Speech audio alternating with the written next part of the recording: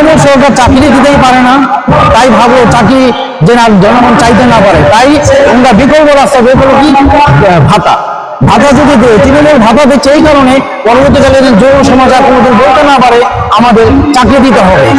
আদৌ কোনো ভালো কোনো কাজে লাগবে না, কেননা ভাতা কোনোদিন জনগণের কোনো কাজে সেবাই লাগে না। জনগণ চায় চাকরি।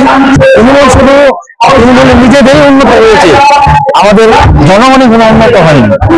জনগণের উন্নত কোনো কিছু করেনি, উনি শুধু নিজের পার্টির নিজের লোকেরই উন্নত করেছে।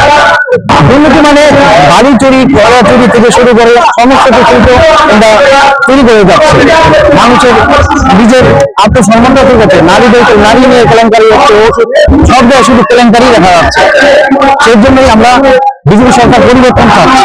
আর কি বলবো, তাকে তৃণমূল সরকার চাকরি দিতেই পারে না, তাই ভাবো চাকরি যে না জনগণ চাইতে না পারে, তাই আমরা বিকল্প রাস্তা বের করবো কি ভাতা। ভাতা যদি দেয়, তৃণমূল ভাতা দিচ্ছে এই কারণে পরবর্তীকালে যৌন সমাজ আর কোনোদিন বলতে না পারে আমাদের চাকরি দিতে হবে। সেই চাকরির কথা যেন আর কেউ না বলে, সেই উপলক্ষে উনি কি করলো, ভাতার ব্যবস্থা করলো, আমাদের যুব সমাজকে ধ্বংস করে ফেললো।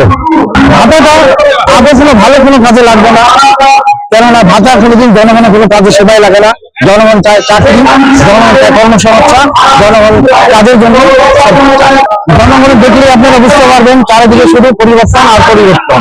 সবার একই মতো, সবার জনগণের একই কথা, শুধু পরিবর্তন চাই, শুধু পরিবর্তন চাই।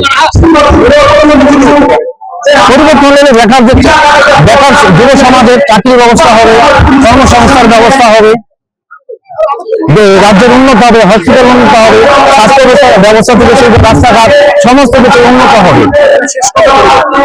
পরিবর্তন